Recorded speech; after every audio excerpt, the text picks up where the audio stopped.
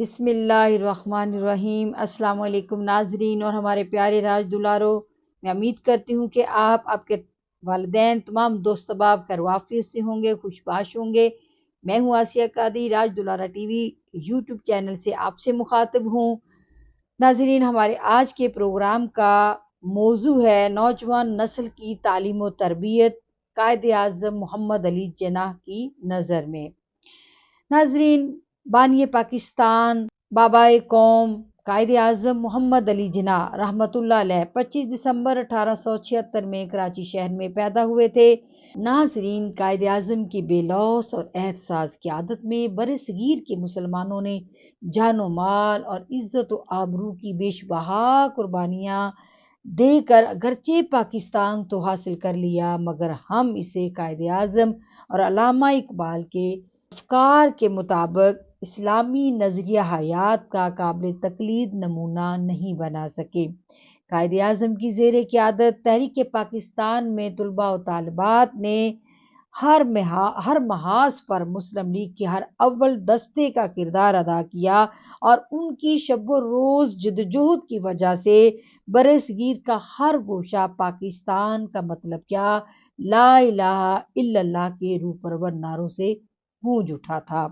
بابائے قوم نے بارہا ان کی خدمات کو سراہا اور ان پر اظہار فخر کیا۔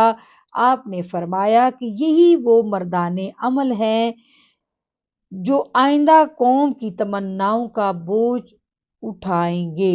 اس سے پہلے کہ ہم قائد اعظم کے تعلیمی افکار پر بات کریں اور قوم کے نوجوانوں کے لیے تعلیم کی کیا اہمیت ہے، تعلیم کے بارے میں ان کے نظریات کیا ہیں، افکار کیا ہیں اور اس پر انہوں نے کتنی اس کی اہمیت پر کتنا زور دیا، اس پر بات کریں، ہم پہلے قائد اعظم کی شخصیت کے مقام و مرتبہ پر تھوڑی سی بات کر لیتے ہیں۔ پیارے راج دلارو، قائد اعظم ایک نہایت بلند پایہ شخصیت کے حامل انسان تھے۔ آپ ایک عظیم انسان، ایک ایسے عظیم انسان جو کردار کی اعلیٰ عظمتوں کے حامل لیڈر تھے۔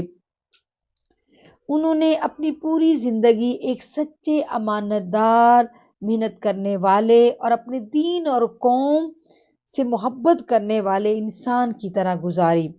ان کے حالات زندگی پڑھنے سے یوں لگتا ہے کہ اللہ نے انہیں بہت عزت سے رہنے کے لیے ہی پیدا کیا تھا اور یہ لینے کے لیے اللہ تعالیٰ نے ایک خاص طریقہ مقرر کیا ہے، اور وہ یہ ہے کہ عزت اور شان اسے ملے گی جو اس کے بتائے ہوئے طریقے پر چلے گا۔ قائد اعظم اس راستے پر چلے اور اللہ تعالیٰ نے اپنے وعدے کے مطابق انہیں اونچا مقام و مرتبہ دیا۔ دنیا میں ایسا مقام و مرتبہ کم لوگوں کو ہی ملتا ہے۔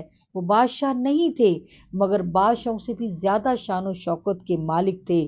ہزاروں نہیں، لاکھوں نہیں، کروڑوں لوگ ان کا حکم مانتے تھے، ان کے ساتھ سچے دل سے محبت کرتے تھے اور ان کو ایک نظر دیکھنے کے لیے ایک لوگوں کی بھیڑ اکٹھی ہو جاتی تھی، ایک مجمع غفیر جمع ہو جاتا تھا، بلکہ اپنے زمانے میں پوری دنیا کے مسلمانوں میں سب سے زیادہ عزت اور شان انہی کی تھی۔ مسز وجے لکشمی پنڈت نے کہا، اگر مسلم لیگ میں 100 گاندھی اور ابوالکلام ہوتے اور کانگریس میں صرف ایک جناح ہوتا تو ملک کبھی تقسیم نہ ہوتا۔ اچھوتوں کے بہت بڑے لیڈر ڈاکٹر امبیڈکر نے کہا، مسٹر جناح کے کٹر دشمنوں کو بھی یہ بات ماننی پڑتی ہے کہ انہیں کسی قیمت پر خریدا نہیں جا سکتا۔ وہ اپنی قوم کے سچے رہنما ہیں اور ان کی قوم سچے دل سے انہیں اپنا رہنما تسلیم کرتی ہے۔ Lord Mount beaten Quaid Azam کا مخالف تھا، لیکن ان کی بڑائی اور عظمت کو وہ بھی مانتا تھا۔ اس نے کہا، ملک کی سیاست کی چابی قائد اعظم کے ہاتھ میں ہے۔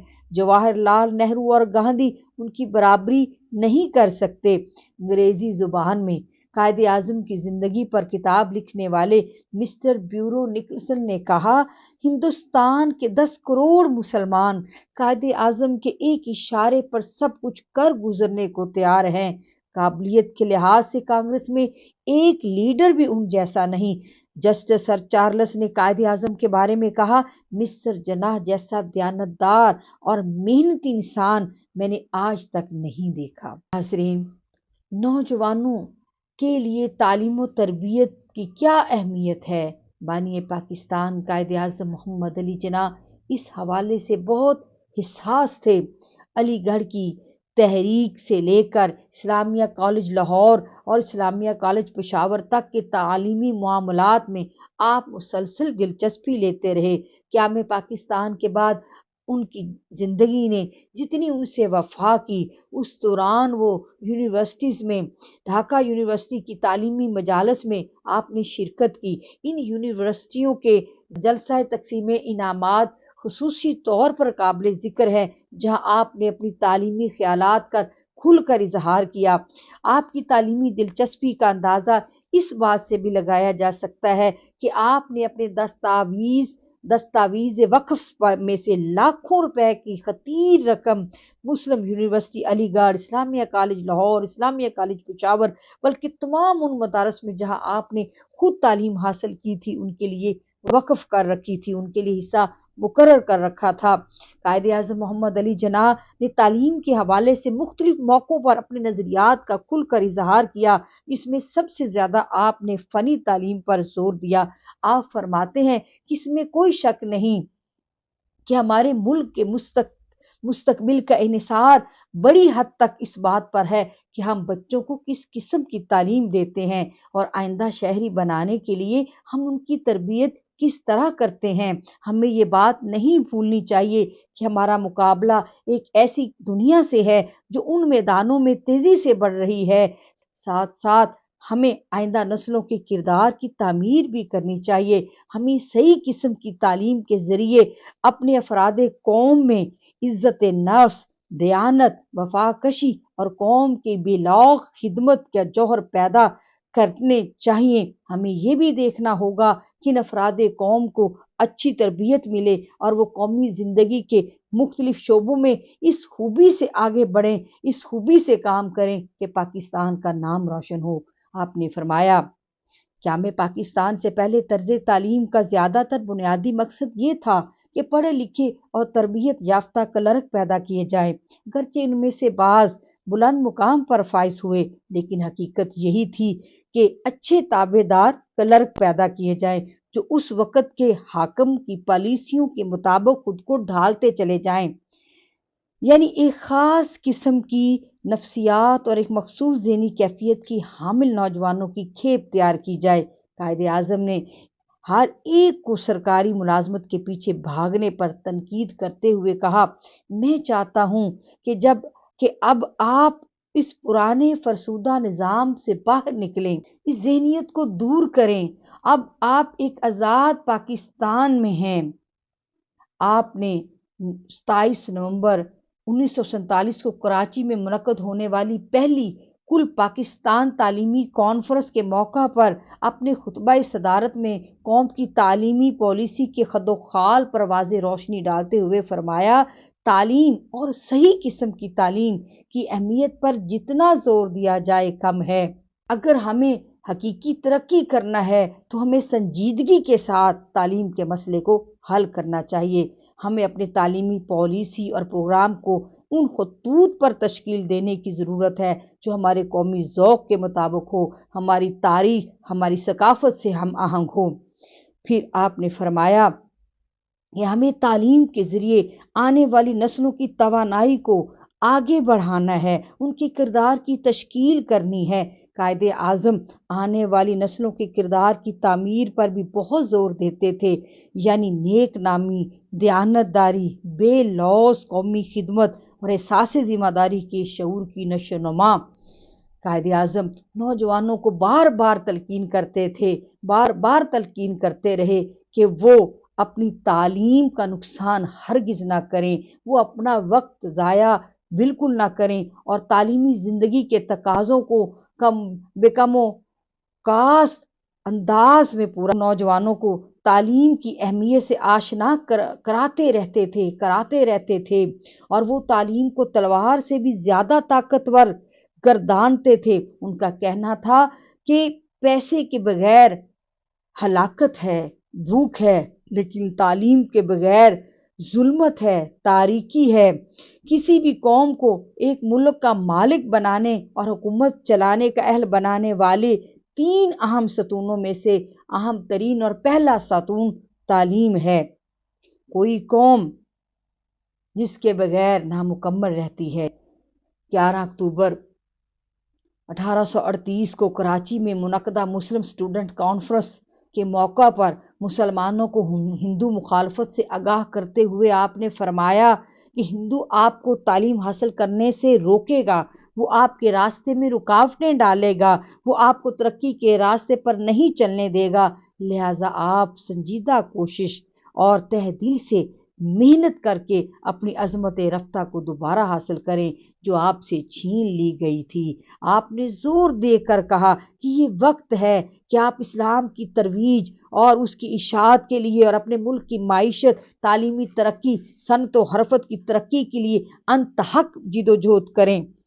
پھر آپ نے 18 اکتوبر 1940 کو علی گڑھ مسلم یونیورسٹی کو اپنے پیغام میں فرمایا کہ قوم کی ترقی کا دارومدار زیادہ تر پڑھے لکھے لوگوں پر ہوتا ہے، نوجوان طلبہ پر ہوتا ہے، اس لیے ہماری قوم تعلیمی اداروں کی طرف امید بھری نظروں سے دیکھ رہی ہے۔ آپ کا کہنا تھا کہ زندگی کی آنے والی جدوجہد کے لیے تیاری کرنے کی عمر وہی ہوتی ہے جب ایک نوجوان اسکول یا کالج میں تعلیم حاصل کر رہا ہوتا ہے، لہذا تعلیم اور مطالعہ سب سے زیادہ ضروری ہے، سب سے زیادہ مقدم ہے اور ہر چیز اس کے مقابلے میں مؤخر ہے۔ آپ کا فرمانا تھا کہ نوجوان اپنی تعلیم کو، جو کہ ان کا پہلا فرض ہے، نظر انداز کیے بغیر مسلمانوں کی سیاسی، سماجی، تعلیمی بہتری کے لیے بہت کچھ کر سکتے ہیں۔ آپ تواتر سے مسلسل بار بار یہ کہتے رہے کہ طلبہ اپنے آپ کو دل و جان سے تعلیم کے لیے وقف کر دیں، اپنی مملکت کی طرف سے، اپنی ذات کی طرف سے، اپنے والدین کی طرف سے ان پر جو پہلی ذمہ داری عائد ہوتی ہے وہ یہ ہے کہ وہ تعلیم پر مکمل توجہ دیں، پراپر توجہ دیں، فل کنسنٹریشن کے ساتھ اپنی تعلیم حاصل کریں۔ صرف اسی طریقہ سے آپ اپنی مملکت کے لیے، اپنے ملک و قوم کے لیے قابل قدر اثاثہ، قوت کا سرچشمہ اور باعث فخر بن سکتے ہیں۔ قائد اعظم نے بار بار زور دیا کہ میں نوجوانوں سے کہوں گا کہ ان ستونوں کو مستحکم کرنے میں اپنی صلاحیتوں کو استعمال کریں جن پر پاکستان کی تعمیر ہوئی ہے، یعنی تعلیم، نمبر 2 معیشت اور سیاسی ستون۔ پھر آپ نے فرمایا کہ میں آپ کو عملی سیاست سے دور رہنے کی نصیحت کرتا ہوں، کیونکہ حصول پاکستان کے دوران اس جدوجہد کے زمانے میں ہم اس وقت کی حکومت پر تنقید کرتے تھے، ہمیں ایسا کرتے وقت بہت سی قربانیاں دینی پڑی، ہمارے نوجوانوں کو اپنی تعلیم کو بھی نظر انداز کرنا پڑا اور یہ بھی قربانی دینے سے انہوں نے دریغ نہ کیا۔ لیکن اب جب کہ ہمارا مقصد حاصل ہو گیا، ہمیں اپنا ملک حاصل ہو گیا جہاں ہماری اپنی حکومت ہے، ہم آزاد ہیں، تو ایسے وقت میں اب آپ کا طریقہ کار اور آپ کی ذمہ داریاں بھی بدل جانی چاہیے، اور اب آپ کے مسائل یہ ہیں کہ اپنے درمیان نظم و ضبط کا زبردست شعور پیدا کریں، اپنے کردار کی تعمیر کریں، تخلیقی عمل کو آگے بڑھائیں، شعور دیں، اپنی کردار سازی کریں اور ٹھوس تعلیم حاصل کریں۔ قائد اعظم کے نزدیک تعلیم قوم کے لیے زندگی اور موت کا مسئلہ ہے۔ آپ نے فرمایا اس وقت ہماری قوم کے لیے تعلیم زندگی اور موت کا مسئلہ ہے۔ ایک موقع پر آپ نے نوجوانوں سے فرمایا آپ تعلیم پر پورا دھیان دیں، فوکس کریں اور اپنے آپ کو عمل کے لیے تیار کریں، اور یہ آپ کا پہلا فریضہ ہے، آپ کی فرسٹ ڈیوٹی ہے، فرسٹ رسپانسبلٹی ہے۔ قائد اعظم نے طلباء کو نصیحت کرتے ہوئے فرمایا کہ آپ عملی سیاست میں حصہ لینے کی بجائے اپنی تعلیم پر توجہ دیں۔ ایک موقع پر آپ نے नौजवानों को तंबीह करते हुए कहा कि उनमें एक ऐब ये होता है कि वो समझते हैं कि वो दुनिया की हर बात जानते हैं और कोई शख्स उन्हें ऐसी बात नहीं बता सकता जिसे वो पहले से नहीं जानते हों। उन्होंने कहा ये ज़हनियत बड़ी नुकसानदेह होती है और इसके नताइज अक्सर ख़राब ही निकलते हैं। अपनी बात को जारी रखते हुए आपने फरमाया कि अगर आप ये समझते हैं कि बड़ों के तजर्बों से हमें कुछ फ़ायदा हासिल नहीं होगा, हम अपने ही तजर्बों से सबक हासिल करेंगे, तो मैं आपको बताता हूँ कि जैसे जैसे आप बड़े होंगे आपको अपने तजर्बों से सीखने के लिए तैयार होना पड़ेगा और इसकी ग्रां कीमत आपको कुर्बानी देना होगी, आपको बहुत कुछ अदा करना होगा ज़िंदगी के तजर्बों के दौरान। जो धक्के आप खाएंगे वो दूसरों को नहीं बल्कि सबसे ज़्यादा नुकसान आपको पहुंचाएंगे। फिर कायदे आज़म फरमाते हैं, आपने 27 मार्च 1944 में जना इस्लामिया कॉलेज फॉर वुमेन की तालबात से खिताब करते हुए फरमाया कि मुसलमानों के मुआशरे में बहुत सी नीम इस्लामी और गैर इस्लामी बातें दाखिल हो चुकी हैं, लिहाजा अब ये मुसलमानों के तालीमी इदारों का काम है कि वो अपने बच्चों को सही खतूत पर तालीम दें ताकि वो इस्लामी तर्ज ज़िंदगी गुजार सकें। कायदे आज़म मोहम्मद अली जिन्ना अंग्रेज़ दौर की रवायती तालीम के कायल नहीं थे। वो ना सिर्फ क़याम पाकिस्तान से पहले और बल्कि क़याम पाकिस्तान के बाद भी इस निज़ाम तालीम को बामकसद बनाने पर जोर देते थे। एडवर्ड कॉलेज पेशावर के प्रिंसिपल स्टाफ और तलबा के इस्पासनामे के जवाब में 18 अप्रैल 1948 को कायदे आज़म ने फरमाया कि खुशी का इजहार करते हुए फरमाया कि अब बतदरीज तालीम को नए सांचे में ढालने की ज़रूरत है और महज क्लर्क और सरकारी मुलाजम बनाने की बजाय आपने कॉलेज में वो ज़रूरी मज़ामीन पढ़ाए जा रहे हैं, आपके कॉलेज में वो ज़रूरी मज़ामीन पढ़ाए जा रहे हैं जो हमारे तलबा की ज़रूरत है, जो हमारे तलबा को इस काबिल बना देंगे कि वो तजारत, सनत व हरफत, बैंकारी और कारोबार में अपना मुकाम हासिल करेंगे। आपने अपनी बात को जारी रखते हुए इस बात पर जोर दिया, हमारे कॉलेजों का मकसद ये होना चाहिए कि वो ज़राअत, इल्म हैवानात, इंजीनियरिंग, तिब और दूसरे खुसूसी मैदानों में सफ़े अव्वल के माहिरीन तैयार करें। आवाम का मेयार ज़िंदगी बुलंद करने के सिलसिले में हमें जिन मसाइल का सामना है उनका वाहिद हल यही है। फिर कायदे आज़म मोहम्मद अली जनाब तालीम के साथ साथ अखलाक और तरबियत पर बहुत ज़्यादा जोर देते थे। आपने इस्लामिया कॉलेज लाहौर के जलसा तकसीम असनाद के मौका पर फरमाया, आपने तलबा को अपना अखलाक बेहतर करने की तलकीन की। आपने जोर देते हुए कहा कि आप आला और बुलंद करैक्टर और अखलाक अपने अंदर पैदा करें, क्योंकि इंसान के लिए सबसे आला और अरफा कोई चीज़ है तो वो उसका करैक्टर है, वो उसका अखलाक है। आपने नौजवानों को नसीहत करते हुए कहा, आपको चाहिए कि अपनी इज्जत के एहसास की नशोनुमा करें। मैं आपको मसरूफ़ अमल रहने की ताकीद करता हूँ। काम काम और बस काम, बर्दाश्त और इनकिसारी के साथ अपनी कौम की खिदमत करें। लिहाजा मजबूत करैक्टर और रासख अकायद पैदा करें, क्योंकि आइंदा कौम की तामीर का इन्हिसार आप पर है। आपका करैक्टर ऐसा होना चाहिए जिस पर मादर वतन और इल्म फ़ख्र करे।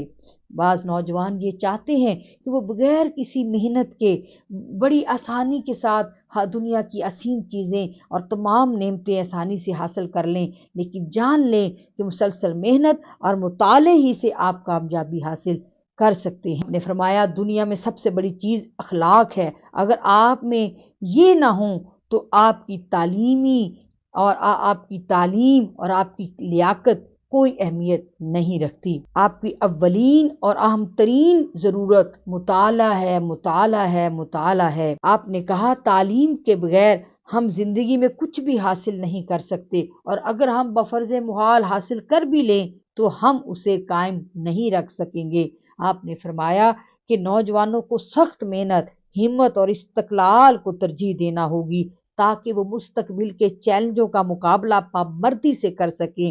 انہوں نے طلباء کو نصیحت کی کہ وہ اپنے ارد گرد اور ہندوستان کی علاوہ ساری دنیا کے بارے میں جانیں اور علم حاصل کریں، اور جو تبدیلیاں رونما ہو رہی ہیں ان کا گہرا مطالعہ کریں۔ آپ نے کہا تعلیم حاصل کرنے کا مقصد محض یہ نہیں کہ آپ فقط امتحان پاس کر لیں یا کوئی ملازمت حاصل کر لیں، بلکہ اس سے پرے کی دنیا بلکہ اس کا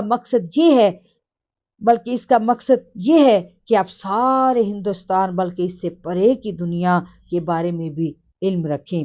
پھر آپ نے 14 جنوری 1945 کو صبح بمبئی کی گجرات مسلم ایجوکیشن کانفرنس کو خطاب کے دوران طلباء پر زور دیا کہ وہ آرٹس اور لا کی بجائے کامرس اور سائنٹیفک ٹیکنیکل ایجوکیشن حاصل کریں۔ انہوں نے کہا کہ تعلیم کے بغیر مکمل اندھیرا ہوتا ہے، لیکن تعلیم کے ساتھ روشنی ہوتی ہے۔ دنیا اتنی تیزی سے حرکت کر رہی ہے کہ اگر آپ نے تعلیم حاصل نہ کی تو نہ صرف آپ دنیا میں پیچھے رہ جائیں گے بلکہ خدا نخواستہ آپ ختم ہو جائیں گے۔ قائد اعظم نے 25 فروری 1945 کو خواتین کے مسلم لیگ کے اجلاس میں خطاب کرتے ہوئے فرمایا کہ کوئی قوم اپنی جد و جہد میں اس وقت تک کامیاب نہیں ہو سکتی جب تک وہ خواتین کو اپنے ساتھ شامل نہ کرے۔ ان کی ہر حالت میں تعلیم حاصل کرنا چاہیے، ان کو ہر حالت میں تعلیم حاصل کرنا چاہیے تاکہ وہ اپنے بچوں کو تعلیم دے سکیں، کیونکہ سب جانتے ہیں کہ جو ہاتھ جھولاتا ہے قوم پر حکمرانی بھی وہ کرتا ہے۔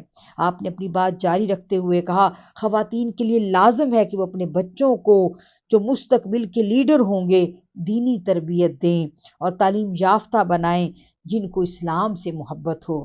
الغرض قائد اعظم کے تعلیمی نظریات و افکار سے یہ واضح ہوتا ہے کہ آپ کے نزدیک ٹھوس تعلیم ہی وہ واحد بنیاد ہے جس کے بغیر قوم کسی بھی میدان میں ترقی نہیں کر سکتی۔ انہوں نے کھلے لفظوں میں کہا کہ ہماری قوم کے لیے تعلیم زندگی اور موت کا مسئلہ ہے، اور اگر ہم نے خود کو تعلیم یافتہ نہ بنایا تو ہم دوسروں سے پیچھے رہ جائیں گے بلکہ خدا نخواستہ ہم ختم ہو جائیں گے۔ ناظرین، اس کے ساتھ ہی ہم اپنا پروگرام ختم کرتے ہیں، آپ سے اجازت چاہتے ہیں۔ اگر آپ کو ہمارا پروگرام پسند آئے تو ضرور لائک کیجیے گا، کمنٹ دیجیے گا اور سبسکرائب کرنا مت بھولیے گا، اس سے ہماری حوصلہ افزائی ہوتی ہے۔